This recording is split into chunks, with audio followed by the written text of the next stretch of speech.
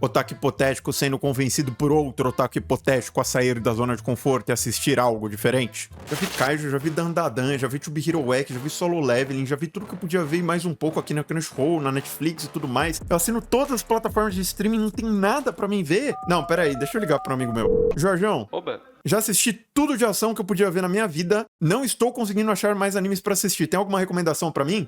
Tem aquele anime lá, Takopi. Takopi? É, cara. Ué? Tá famoso. Peraí, acho que eu já ouvi esse nome em algum lugar, não deve ser desconhecido não. Peraí. Irmão, a capa disso não ajuda. Pois é de drama. Como assim não tem ação? Não tem. Não, mas eu quero ver coisa com ação, É cara. depressivo e violento. Mas é pesado? Sim, é depressivo e violento. Tem muita violência? Com esse polvo mequetrefe aí? Vai tomar no cu. Bom, eu vou dar uma chance. Eita, começou com tela preta. 1 hora depois. Pera aí, essa tela preta tá trolando então, porque esse povo feliz, é uma opening feliz, eles estão dialogando num lugar calminho, aquela coisa toda.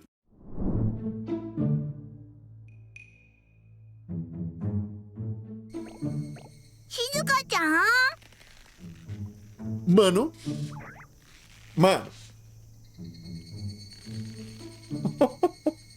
Essa tende a ser a reação natural de muitas pessoas que param pra assistir Takopi. Um anime onde todo mundo é FDP, a história não continua, nem termina como você imaginava que aconteceriam as coisas, é cheio de reviravolta, cheio de coisas marcantes, com uma violência gratuita e desnecessária numa intensidade muito, muito incomum, dentre outras coisas que fizeram com que Takopi, apesar da barreira de gênero, do excesso de diálogo e de mensagens muito mais profundas do que muitas pessoas que estão assistindo Takopi nesse presente momento acabam se dando conta, porque elas estão mais pelo entretenimento do que qualquer outra coisa, furasse muito a bolha. Pelo menos muito mais do que eu pensei que furaria num primeiro momento. Eu até tava em dúvida se ele conseguiria furar a bolha. E ele não só furou, como ele superou todas as expectativas. De início, como vocês viram com o exemplo do otaku hipotético, o Takopi pode enganar algumas pessoas porque a história tem uma certa leveza no ar. Afinal, o Takopi é um bicho bem caricato, que fala de um jeito meiguinho, que quer pregar felicidade para as pessoas. Imagina pregar felicidade para seres humanos que vivem no século XXI, nessa sociedade perturbada e distorcida, não só no Brasil, não só no Japão, não só nos Estados Unidos, no mundo todo, né? Mas o povo vem de uma utopia, ele foi muito bem criado pela mãe dele, e essa ingenuidade, no final das contas, acaba partindo primeiro por não conhecer as adversidades da vida num mundo desvirtuado, e segundo, por não ser humano. E aí já entra a primeira grande crítica social de Takopi, pelo menos até dado ponto da história, o único ser que não é desvirtuado não é humano. Todos os seres humanos que têm alguma relevância na história de Takopi são grandes FDPs. uns de forma muito intencional, outros sem perceber, e às vezes, em casos de alguns personagens que ganham mais relevância, tanto de forma intencional quanto sem perceber, depende muito do momento. Logo de cara, nos primeiros minutinhos, o Takopi conhece a Kuzi, que supostamente é uma vítima do sistema e a protagonista da história até dado momento. E ao receber uma gentileza aleatória dessa menina, que não estava dando muita atenção pro Takopi num primeiro momento, ele acaba insistindo bastante em formar um vínculo afetivo com ela. De amizade, no caso. Calma. Amizade.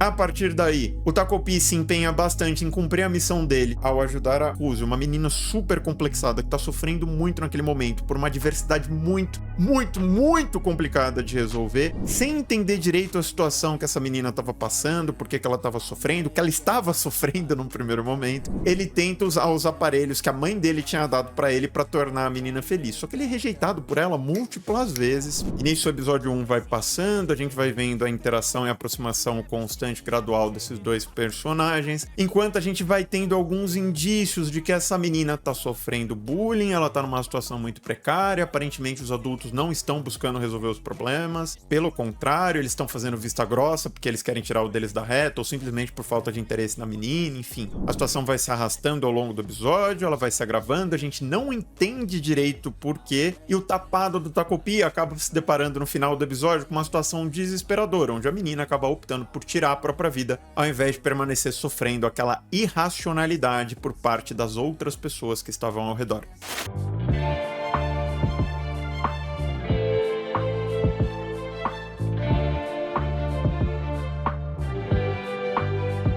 Takopi, ele é literalmente a representação da ingenuidade que vem da virtude, certo? E no final do episódio 1, ao se deparar com essa situação desesperadora, com uma menina que supostamente era gentil, mas estava sofrendo por parte da irracionalidade alheia, o Takopi acaba usando uma das ferramentas lá que a mãe dele deu pra ele pra voltar no tempo através de uma foto, muito parecido com o link clique, e não ReZero, ao contrário do que eu ouvi algumas pessoas aí disseminando pela internet, tá? Nisso, o Takopi vai tentando se aproximar com mais ênfase da protagonista, afinal ele tem um curto período de tempo para conseguir resolver uma situação que ele não tinha mínimo conhecimento a respeito, e as coisas dão errado com consistência até que ele acaba indo para a escola com ela, onde a gente pela primeira vez vê o Takopi conseguindo ajudar essa menina de alguma forma, pelo menos por um curto período de tempo, já que o bullying que ela estava sofrendo não era um caso de bullying normal. Vou explicar. Normalmente, casos de bullying entre crianças acaba sendo porque uma criança está com problemas familiares, Como a Marina estava passando naquele momento. e desconta numa outra criança que ela considera mais vulnerável, inferior, para se sentir melhor. Que no caso da Marina, ela estava direcionando o ódio que a mãe dela sentia pela mãe da Kuzi, já que a mãe da Kuzi é uma moça de programa e ela estava dormindo consistentemente com o pai da Marina. Então o ódio que a mãe dela sentia pela família da protagonista acabou virando o ódio da própria Marina. E ela foi alimentando esse sentimento de uma forma que fez com que na cabeça dela a Kuzi fosse a grande vilã da história. E o pior de tudo é que depois a gente descobre que a Marina não estava tão errada em pensar isso. É claro que num primeiro momento a grande culpada da história era a Marina mesmo. A imaturidade dela, pelo comportamento tóxico que ela estava exercendo em relação a Kuzi, ela acabou escalando a situação do bullying ali de uma forma tão intensa, grotesca e rápida até para quem tá assistindo, fazendo com que essa situação se agravasse de um jeito que o Takopi acabou tomando uma medida desesperada que ele nunca tomaria de outra forma. Num ato de impulso, ele pega a câmera e bate na cabeça da menina, o que por consequência não só mata a menina, como quebra a câmera ao mesmo tempo. Isso significa que o Takopi não pode mais voltar no tempo como ele havia voltando até então, e por conta disso, fazendo com que a menina não pudesse ser revivida também. Uma situação muito tensa se a gente parar pra pensar a respeito, que foi tratada de uma forma até leviana pelos personagens. Não é uma cena pesada neste momento, depois que ela acaba caindo no chão, a Kuzi fica feliz e aliviada. O comportamento depressivo e apático dela some no estalar de dedos assim, ela agradece o Takopi, ela fica feliz e tudo mais. Só que essa felicidade dura pouco, porque chega um menino que presencia o que aconteceu e fala que por mais que tenha sido o Takopi, que tenha sido mágica, entre várias aspas, ninguém iria acreditar nela. E as consequências pra ela seriam muito severas.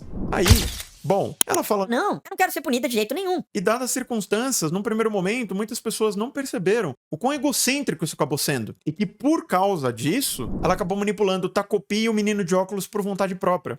Ela sabia exatamente o que ela estava fazendo. E justamente por isso que ela conseguiu explorar tão bem tanto o complexo do menino de óculos que queria se fazer necessário para alguém, quanto a ingenuidade do Takopi. Mas enfim, desse momento em diante da história, a nossa perspectiva acaba sendo dividida, ela vai mudando de tempos em tempos entre o Takopi, o menino de óculos e a protagonista da história. A protagonista, por conta dos complexos dos problemas familiares que ela já tinha antes do bullying começar. O Takopi, porque ele começou a se passar pela menina que havia falecido e ele acabou herdando os problemas familiares dela. E o menino de óculos, que precisava trabalhar sim os próprios complexos, especialmente com relação ao irmão dele. Até que chega num ponto de virada, onde a Kuzi acaba descobrindo que o pai dela tinha vergonha de ser pai dela no final das contas. E aí, ela quebra emocionalmente de um jeito bizarro. E EA Sports. ela faz uma proposta pro Takopi, uma proposta absurda. O Takopi, por mais ingênuo que ele era, ele já estava familiarizado com a podridão dos seres humanos, e ele falou pra ela: pô, não posso ajudar, porque isso aí é meio errado, né, aquela coisa toda. E como nesse momento ela tava em pleno desespero e o Takopi perdeu a utilidade, ela vai lá e mata ele, pelo menos tenta, né. Por mais que isso já fosse uma reviravolta bizarra, o Takopi, enquanto ele tá sangrando lá, lembra que a Kuzi não era a menina que ele queria ajudar num primeiro momento. Que ele matou a menina que ele queria ajudar num primeiro momento. E que na realidade anterior, a grande FTP da história, responsável por terminar de estragar uma situação que já tava ruim pra Marina, contribuiu para que essas coisas escalassem num ponto em que o Takopi acabasse cometendo o pecado original. Daí até que vem o nome Takopi e o pecado original. Que nada mais é que o ato de tirar a vida alheia.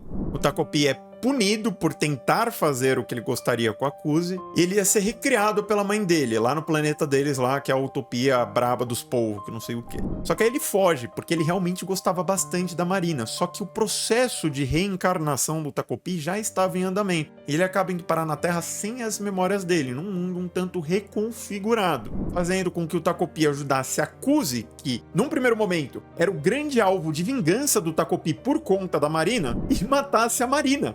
A partir daí a gente vê o tempo resetar mais uma vez e o Takopi acaba indo parar naquela pracinha, onde ele encontra o menino de óculos. Sendo que nesse momento o Takopi tá real se questionando quem é o vilão e quem é o mocinho da história, já que as duas foram FDPs mais ou menos na mesma proporção em realidades diferentes. O que mudava era só quem era opressor e quem era oprimida. E aí é aquilo. Takopi é uma história curta. O mangá tem 16 capítulos e apenas 2 volumes. Não à toa, é uma história que vai ter 6 episódios com começo, meio e fim. Muito bem produzida, por sinal. A Shueisha, produtora de grandes obras shounens como Kaiju Number 8, Dandadan, Naruto, One Piece, etc, investiu muito bem nisso, porque eles sabiam que precisava ser muito bem produzido em anime por conta dos gêneros, dentre outras coisas, né? Uma decisão muito bem-vinda para quem gosta de Takopi como eu, que tá potencializando bastante todos esses aspectos que eu falei para vocês até esse presente momento. Aspectos esses de uma história que já era boa no material original do mangá. Tá, Victor, mas você não vai falar o que acontece no episódio 6 de Takopi? Bom, agora que você já chegou até aqui, eu imagino que você tenha gostado do vídeo. Se gostou, não esquece de deixar o like e cogita se inscrever no canal. Porque com relação a não falar sobre o episódio 6, eu prefiro encerrar o vídeo com uma pergunta pertinente para você que me assiste agora. E provavelmente, se não assistiu, vai assistir Takopi até o final. Será que o Takopi, uma criatura que começou muito virtuosa, vai conseguir tomar a decisão mais sábia no final da história? Ou será que ele vai ser completamente corrompido como os demais personagens que ele acabou interagindo ao longo dos episódios ou dos capítulos do mangá? Fica aí a reflexão pra você pensar, porque eu me recuso a spoiler o final. Se você quiser as coisas de mão beijada, significa que você não vai assistir ao anime em primeiro lugar, então eu não preciso te dar spoiler. Aqui não é um canal de resumo. Addicted to you, and it's twisted. You've been gifted with the evil voodoo. Got me coming back for more, even when I